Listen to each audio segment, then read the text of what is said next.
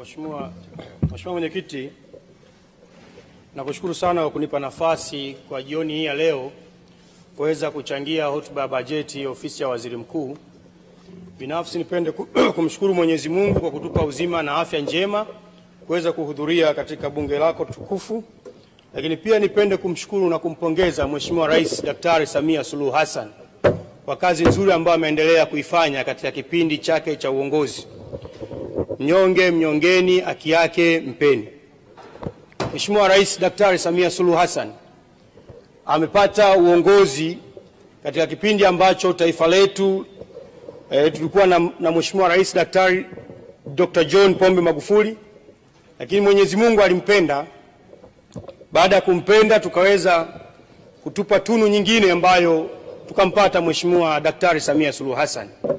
Lakini niseme tu Mheshimiwa Mwenyekiti, taifa hili ni taifa la Mungu, kwa maana katika kipindi kigumu ambacho tumekipitia kama taifa tumeweza kuvuka salama, na rais wetu kwa hekima kubwa Mwenyezi Mungu alizomjalia ameweza kutekeleza yale yote ambayo yalikuwa ndani ya mpango wa maendeleo ya taifa katika kipindi cha miaka mitano 2020-2025. Kwa kweli tunampongeza na kumwombea kwa Mwenyezi Mungu aendelee kumpa afya njema aweze kuhudumu tena kwa kipindi kingine cha miaka mitano 25-30. Lakini pia nipenda kutumia fursa hii pia kumpongeza Mheshimiwa Waziri Mkuu Kassim Majaliwa kwa kipindi chote ambacho ameweza kuhudumu. Sasa anaenda kukamilisha miaka 10 katika nafasi ya waziri mkuu.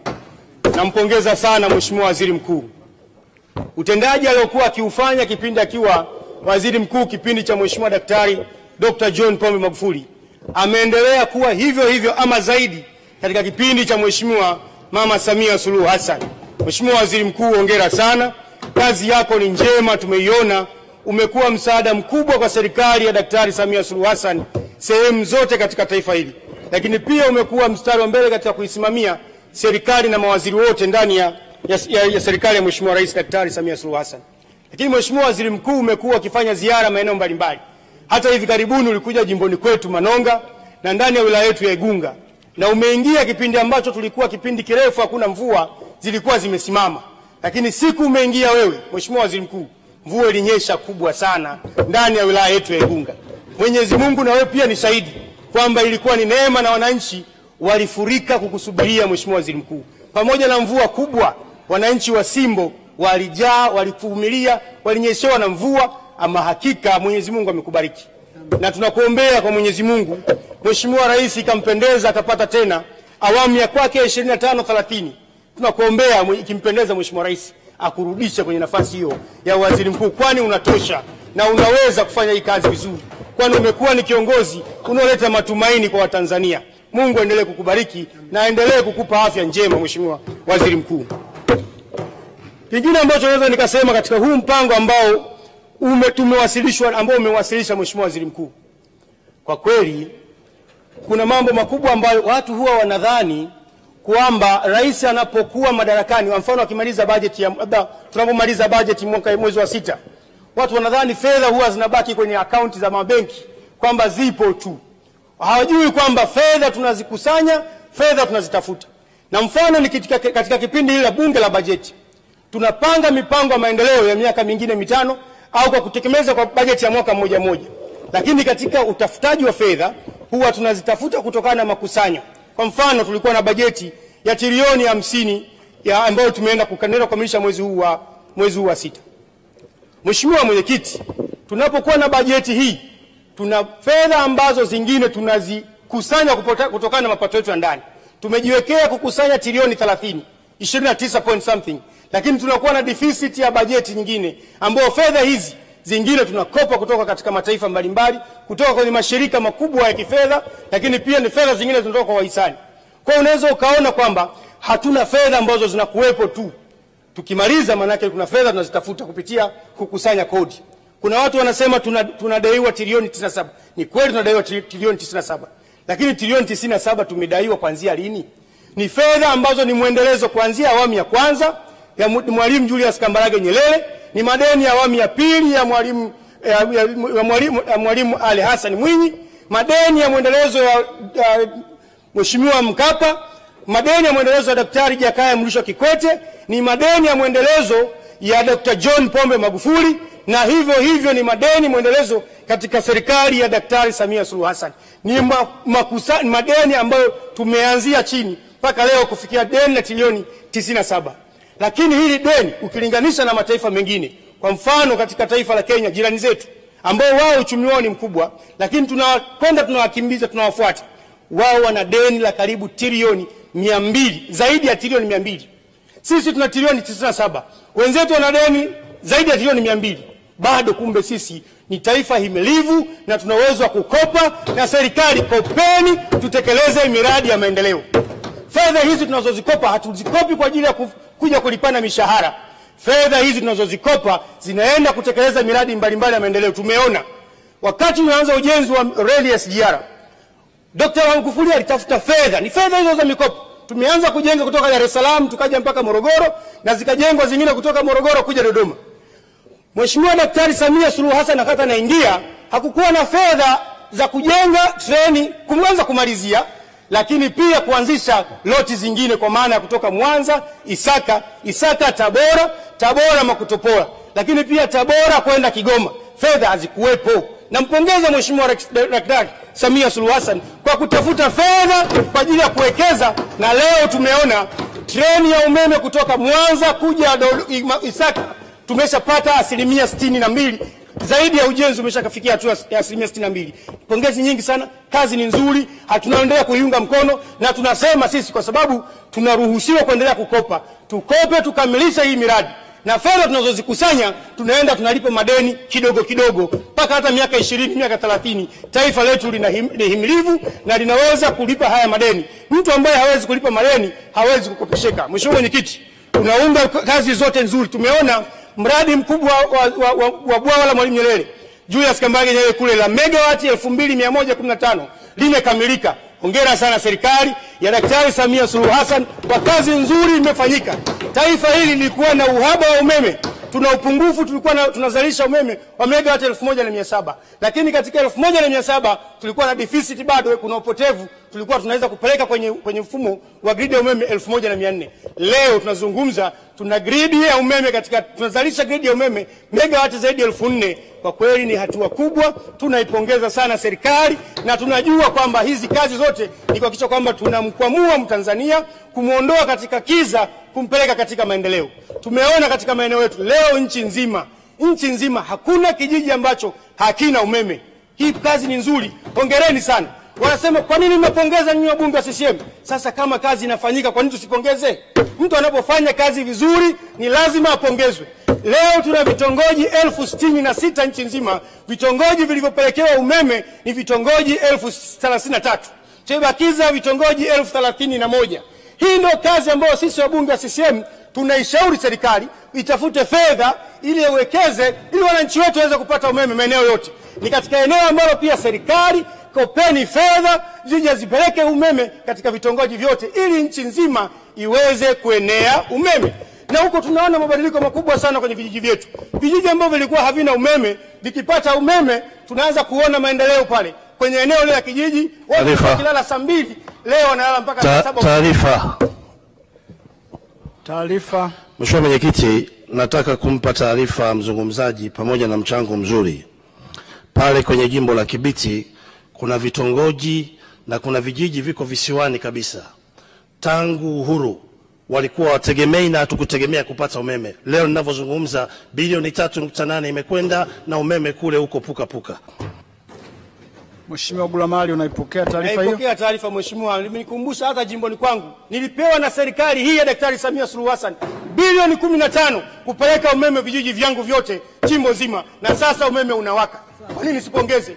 Mimi kama mbunge wa Chama cha Mapinduzi ninapongeza na nakuatia moyo kwamba chapeni kazi. Watanzania wamewaelewa, watu wa Manonga wamewaelewa. Hata jimboni kwangu tunasema Mwasamia 5, na hata mimi mwenye Gulamali ni mingapi? 5. Mheshimiwa Mwenyekiti, napenda kukuambia ndani ya jimbo letu tulikuwa na shida kubwa sana ya maji. Serikali hii imetupa fedha za kupeleka maji kwenye vijiji vyetu. Kati ya kata 19, kata 16 tunakwenda kutumia maji ya Ziwa Victoria. Kwa nini sipongeze kazi hii nzuri ya Chama cha Mapinduzi na nawaambia Watanzania na wana Manonga wanajua kwamba tunakwenda kwenye uchaguzi mwaka huu 2025, watapata kura za kujaa nyingi. Hata haya maneno wanasema kwamba no reform no swing, hakuna kitu kama hicho ndani ya jimbo letu la Manonga, hakuna kitu kama hicho ndani ya wilaya yetu ya Igunga. Mwaka huu uchaguzi utafanyika na utakuwa wa amani na salama. Mheshimiwa Waziri Mkuu na watu wako kwenye ofisi yako wote na mawaziri wanaokusaidia kwenye ofisi yako, tunawatia moyo, chapeni kazi. Tembeni kifua mbele. Jiaminini Watanzania wanawaunga mkono, msisikilize hizi kelele. Wanasema kelele za chura hazimzuii ng'ombe kunywa maji. Kwa hiyo nyinyi chapeni kazi. Sisi tupo, jeshi lenu lipo na wananchi wanawaamini kwamba kazi inaonekana. Asante sana Mheshimiwa Gulama, muda wako Asante sana Joseph Kakunda. Nimuite mchangiaji wetu wa mwisho kwa siku ya leo, Mheshimiwa Nusrat Shabani Hanje.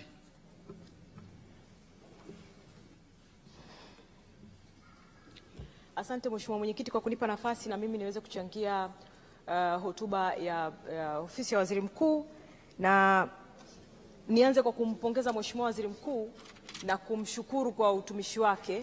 Tunamshukuru sana Mheshimiwa Waziri Mkuu, na kiukweli nchi tangu tumepata uhuru tumekuwa na mawaziri wakuu takribani 14 mpaka yeye wa sasa hivi, na ukiachana na Mheshimiwa Dr. Frederick Sumaye, waziri mkuu mstaafu miongoni mwa wale 13, aliyefuata kwa kukaa miaka mingi mpaka sasa hivi ni Mheshimiwa Kassim Majaliwa. Kwa hiyo kwanza, pamoja na kwamba ni jambo ambalo ameweka rekodi yake pamoja na kufuata rekodi ya Mheshimiwa Frederick Sumaye, lakini Mheshimiwa Waziri Mkuu, mimi binafsi kabla hata sijaingia humu bungeni nimekuwa nikimfuatilia kama kiigizo chema, kwa sababu Mheshimiwa Waziri Mkuu, kama watoto wanamfahamu, hata ukiwa unazungumza naye, ni mtu mstaarabu sana, very humble.